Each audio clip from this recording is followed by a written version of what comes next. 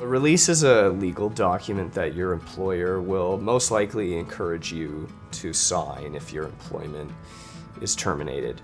Now, a release is full of a number of technical legal terms that the average person is unfamiliar with, so it stands to reason that you won't understand what the language of the release means. Provided a release is drafted properly and the employee signs, it will prevent the employee from taking any legal action afterwards. So, in short, there's no going back once you sign a release. Because of that, it's very important that you do seek legal advice before you accept a termination offer from your employer and sign off on documents and a release.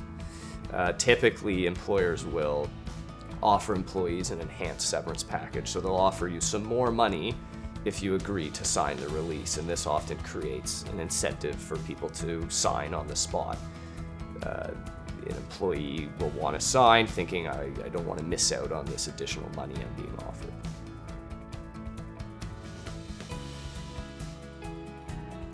The short answer to this question is no, and every employee should seek some legal advice before signing off on official documents, and your employer should give you the opportunity to go seek legal advice. How much severance an employee is entitled to can be a complicated issue, and every employee should check with an employment lawyer about what they're entitled to make sure that they're getting a fair package.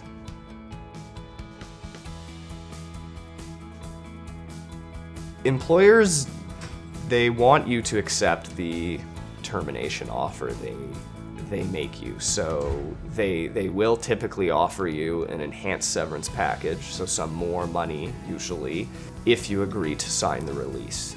The employer wants to avoid litigation and they want to move on with running their business, so they're very happy if you agree to their offer and sign the release, and they go on running your business and you move on with your life. One thing employers will also often do is they will set a deadline for you to accept their enhanced severance offer. So they may give you a week, for example, and the idea there is they want to create a sense of urgency to make you feel as though you're going to miss out on a better deal unless you agree within a certain amount of time.